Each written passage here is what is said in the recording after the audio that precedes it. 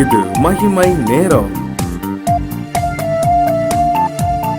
கிறிஸ்துவுக்குள் மிகவும் பிரியமான மகிமை தொலைக்காட்சி நேயர்களை இந்த மகிமை நேரம் நிகழ்ச்சியின் மூலமாக சந்திப்பதில் மிக்க மகிழ்ச்சி அடைகிறேன்.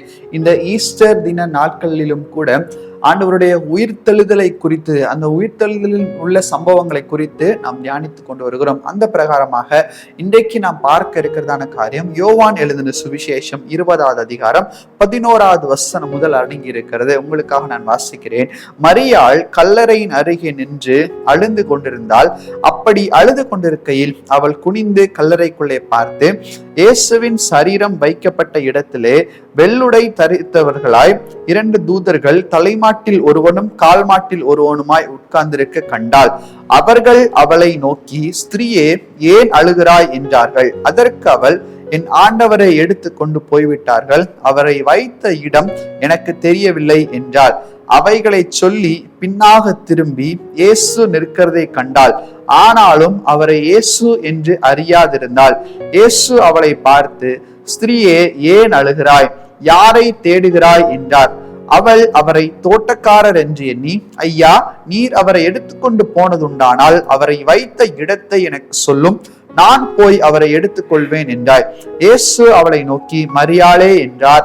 அவள் திரும்பி பார்த்து ரபுனி என்றாள். அதற்கு போதகரே என்று அர்த்தமாம். கிறிஸ்துவுக்குள் பிரியமானவர்களே, இந்த இடத்துல ஆண்டவராகிய இயேசு கிறிஸ்துவும் மரியாளும் என்று சொல்லி இந்த சம்பவத்திற்கு நாம் ஒரு தலைப்பை கொடுக்கலாம். இந்த மரியாளை குறித்து நாம் பார்க்கும்போது இந்த ஸ்திரீயாகிய மரியாளையும் பாவியாகிய ஸ்திரீ என்று சொல்லப்படுகிறதான ஒரு ஸ்திரீயும் அநேகர் குழப்புவதுண்டு.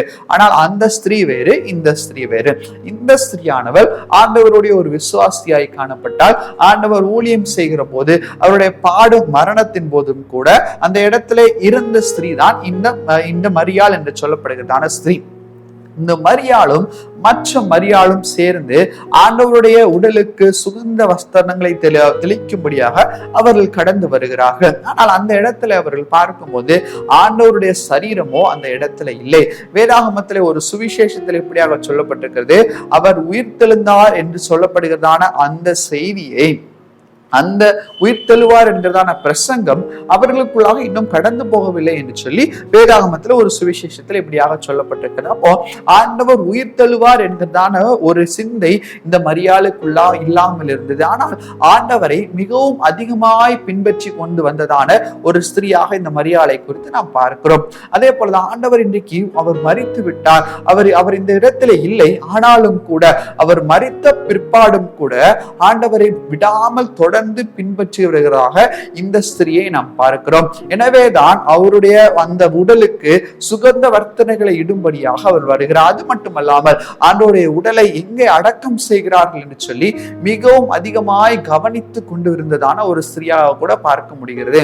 வேதாகமத்திலுள்ள சுவிசேஷங்கள் இதற்கு நமக்கு அடையாளமாக விளங்குகின்றன. பிரியமானவர்களே, அப்போ இந்த ஸ்திரீயருக்கு அந்த கல் புறப்பட்டப்பட்டு அவள் கல்லறைக்குள்ளாக பார்க்கும்போது ஆண்டவருடைய உடல் அங்கே இல்லை.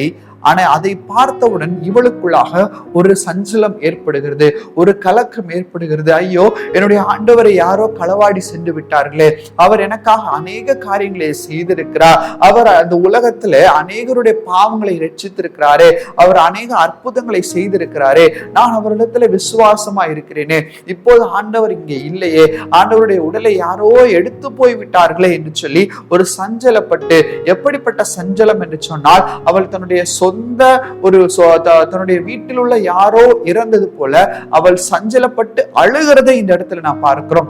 அவ்வளவு உண்மையான ஒரு சீஷியாக, ஒரு விசுவாசியாக இந்த மரியாள் காணப்பட்டார். அப்ப இந்த மரியாளை பார்த்து ஆண்டவர் சொல்லுகிறார், அவர்கள் அவளை நோக்கி, ஸ்திரீயே, ஏன் அழுகிறாய் என்றார்கள். அதற்கு அவள், என் ஆண்டவரை எடுத்துக்கொண்டு போய்விட்டார்கள், அவரை வைத்த இடம் எனக்கு தெரியவில்லை என்றார். இவைகளை சொல்லி பின்னாக திரும்பி இயேசு நிற்கிறதை கண்டாள். ஆனால் அவள் இயேசுவை அறியவில்லை. இயேசுவோ அவளை பார்த்து, ஸ்திரீயே, ஏன் அழுகிறாய்? யாரை தேடுகிறாய் என்றார்.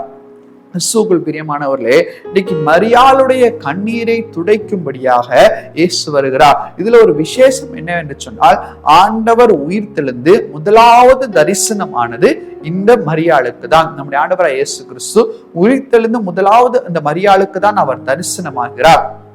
மரியாளை பார்த்து, ஸ்திரியே ஏன் அழுகிறாய், எதற்காக கலங்குகிறாய் என்று சொல்லி ஒரு ஆறுதல் மிக்க வார்த்தையை ஆண்டவர் கொடுக்கிறார். அவர் உயிர்த்தெழுந்த பிற்பாடும் கூட இந்த ஆறுதல் அவருடைய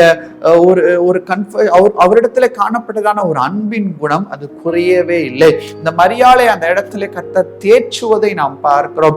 ஒருவேளை இன்னைக்கு நம்முடைய வாழ்க்கையிலும் கூட யாரும் எனக்கு இல்லை என்று சொல்லி ஒரு கலங்கி நிற்கிறதான ஒரு சூழ்நிலை, என்னுடைய ஆண்டவரை எடுத்துக்கொண்டு போய்விட்டார்களே, யார் எனக்கு இருக்கிறார் என்று சொல்லி இந்த மரியாள் கலங்கி கொண்டிருக்கிறார். ஆனால் அதே போலதான் நம்முடைய வாழ்க்கையிலும் கூட இதற்கப்புறம் என்னால எதுவுமே செய்ய முடியாது, என்னால் முடிந்தவரை நான் போராடி விட்டேன், என்னால் முடிந்தவரை நான் எல்லா காரியங்களும் செய்து விட்டேன், இதற்கு அப்பால் என்னால் ஒன்றும் செய்ய முடியாது என்கிறதான ஒரு சஞ்சலம், ஒரு கவலை, ஒரு கண்ணீர் நமக்குள்ளாக காணப்படலாம். ஆனால் இந்த கவலையிலும் கூட ஆண்டவர் சொல்லுகிறார், உங்களை பார்த்து ஏன் அழுகிறாய் என்று சொல்லி அவர் நம்மை விசாரிக்கிறவராய் கூட இருக்கிறார். நம்முடைய சஞ்சலங்களை அவர் நோக்கி பார்க்கிறவராய் இருக்கிறார். நம்முடைய கண்ணீரை அவர் காண்கிறவராய் கூட இருக்கிறார். நம்முடைய கண்ணீரை அவர் துருத்தியில் வைத்திருக்கிறார் என்று சொல்லி வேத வசனம் நமக்கு சொல்லுகிறது. பிரியமானவர்களே, இன்னைக்கு அவர் நம்முடைய கண்ணீர் எல்லாவற்றையும் அவர் எண்ணி இருக்கிறார். நம்முடைய அழுகையை அவர் துடைக்கிறவராய் இருக்கிறார்.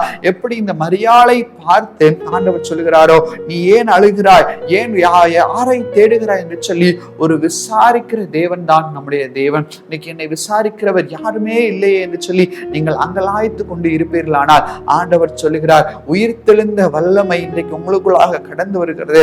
அவர் உங்களுக்கு தாயாய், தகப்பனாய், ஆலோசனைக்காரராய், நல்ல நண்பராய் இருந்து சகல காரியத்தையும் அவர் உங்களுக்காக செய்வார். ஆனால் சில நேரங்கள்ல ஆண்டவர் நம்மோடு கூட இருக்கிறார் என்பதை நாம் மறந்து போகிறோம்.